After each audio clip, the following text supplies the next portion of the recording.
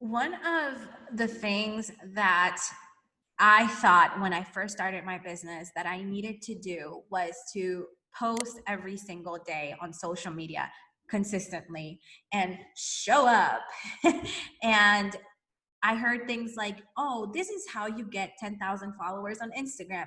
And for some reason, it got so bad that I thought that if I could get 10,000 followers on Instagram, that was going to be the magical solution to have hundreds of clients lined up at my door to work with me.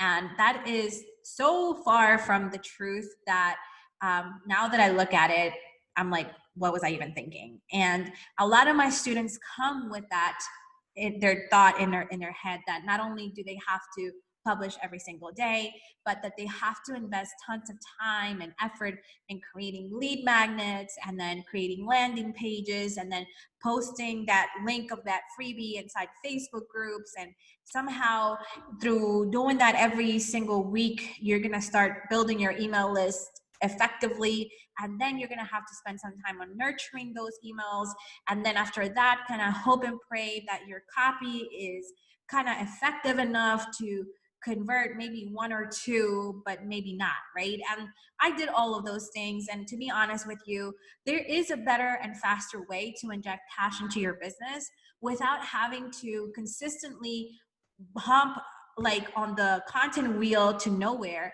That's what I like to call it. And that is called prospecting. Now, prospecting is a word that you hardly ever hear of, and that's because prospecting is not glamorous whatsoever, but it is effective. And in less than 30 days, by doing prospecting in your business, you can almost guarantee that you're going to get at least 2 to 3 clients that are new in your business. And so you may be asking, okay, Emily, what is prospecting, right? So prospecting is really the exercise of identifying potential clients through conversation. And what does that mean, right? So that means that if I was potentially your ideal client, you would basically say something along the lines of, hey, Emily, my name is such and such, and I was wondering if there's anything that I can do to help you. I checked out your website. I really love what you're doing. Can you tell me more about your business? And like really genuinely establish a conversation and, and potentially a relationship with that person.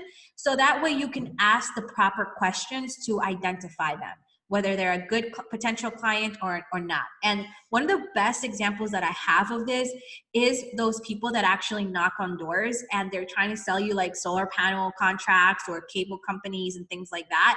I used to be one of them back when I was younger.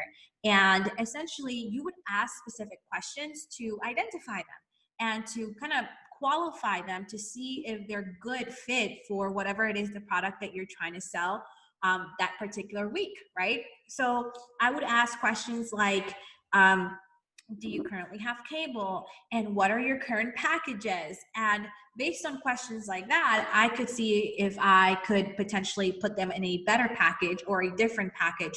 And then I would get commission off of it. So I knew that if I was able to kind of extract that system and actually place it into my service based business, that would actually be faster than me posting every single day. Because let's be honest, who has time to really figure out what to post, when to post, and where to post it? And especially if you're a mom like me. And it also is faster than me trying to figure out the best lead magnet, because the most effective lead magnets are lead magnets that actually solve a problem for your ideal client avatar. And if you don't have a consistent lead generation system right now and you're listening to this video or watching this video, then more than likely you don't have that consistent system. And that means to me that you don't quite know yet who exactly is your ideal client avatar. You may have an idea of that potential client, what they look like, what they're feeling, what they need, but have you actually spoken with enough people to really actually understand what they need from a conversational perspective, right? Because you could be a social media manager, for example, who is amazing at graphics, and you could potentially come to somebody like me and say, hey, I'm a graphics designer, certified Canva person, and I would love to do your social media.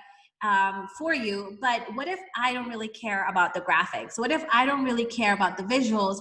And what if what I truly care about is you taking this off my plate so that I can do other things in my business that are actually, requiring more of my time, right? Maybe I'm super like frustrated because I got to do all the things. So your approach really is molded as you have these conversations, as you prospect.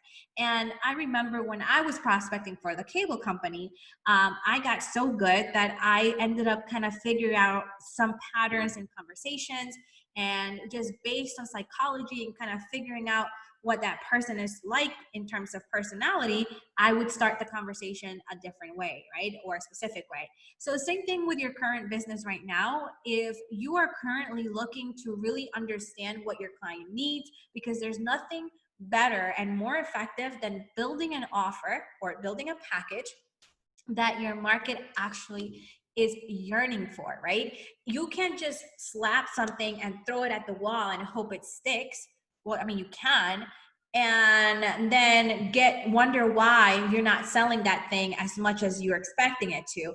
Now, if you are talking to people and you're taking notes and listening to the market and let the market tell you what they need, then you can create something custom made for that market that people will have a hard time resisting and have a hard time saying no to.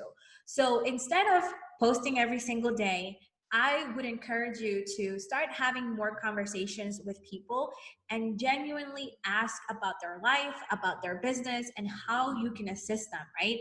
And not always does it have to be a conversation that it's like strictly goes into how can I help you. That person may already be looking for something similar to what you offer today, but just make sure that whenever you have these conversations, number one, you're doing it genuinely, but number two, that you embrace rejection, because more often than not, you are going to get rejected. But those that succeed in business are basically people that grow thick skin and are able to eat rejections for breakfast and keep it moving because they know it's a numbers game. Eventually, somebody's going to say yes to you.